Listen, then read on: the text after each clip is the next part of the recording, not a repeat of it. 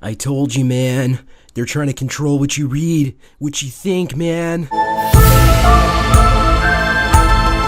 No, but seriously, they really are, and by they, I mean social media companies. Former news curators for Facebook have told Gizmodo that they routinely manipulated Facebook's trending panel, removing stories from conservative outlets even when they were trending, and in some cases replacing them with stories and topics that weren't trending. This, of course, contradicts Facebook's claims on their help pages that, quote, the topics you see are based on a number of factors including engagement, timeliness, pages you've liked, and your location. In other words, trending topics are supposed to be determined by natural input given by the user base. These former news curators even claim that the hashtag Black Lives Matter was at times forced to trend when it was not trending organically. This is consistent with Mark Zuckerberg's past public endorsements of Black Lives Matter, even going so far as to make posts about how employees changing Black Lives Matter slogans on the company's signature wall was unacceptable. So it's unacceptable for his employees to have their own opinions, but it's perfectly okay to manipulate what millions of people see in their news feeds.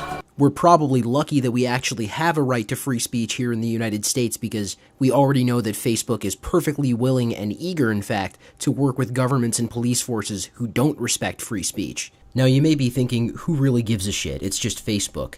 But Facebook is used by over 150 million people in the US alone. That's quite a large potential for abuse if they're manipulating what topics people see in their news feeds.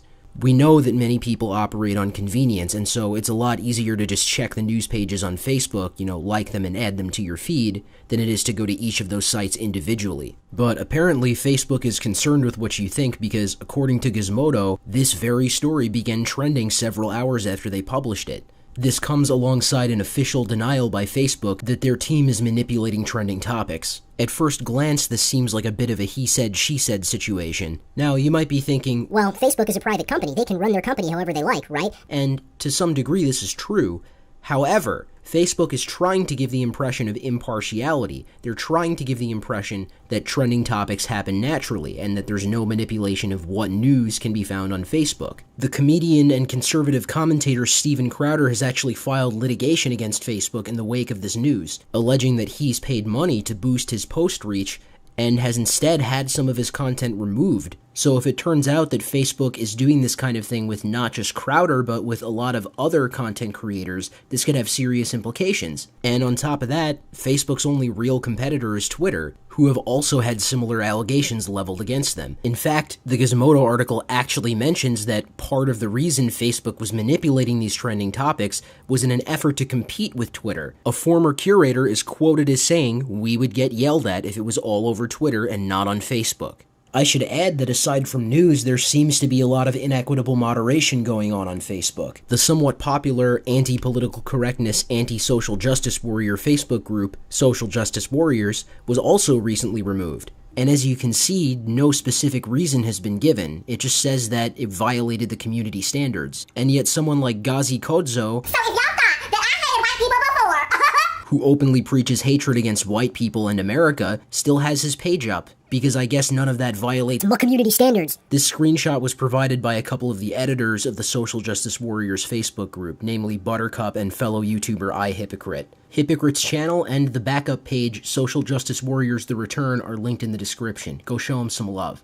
Anyway, to make matters even juicier, the U.S. Senate Committee on Commerce, Science, and Transportation has launched an inquest into these general allegations. It's not really clear what, if anything, is going to happen yet, but unless somebody is going to make some kind of free speech-friendly alternative to Facebook or Twitter, I think this does need to be addressed. Either Facebook needs to be honest with its user base about the fact that it has a political bias and is manipulating content, or they need to abide by the standards that they claim to have. It'd be one thing if there were 20 different companies and Facebook and Twitter were the only ones doing this, but really, they're pretty much the only companies, unless you want to use fucking Google+. But I think one of the things that I find the most concerning about all this is how young people feel towards free speech. Last year, a Pew Research Center Global Attitudes study found that 40% of millennials would be okay with placing limits on speech if that speech is offensive to minorities, whatever that means. So, once the baby boom generation is gone, the First Amendment could very well be in trouble. We're breaking the conditioning! Ah! Ah!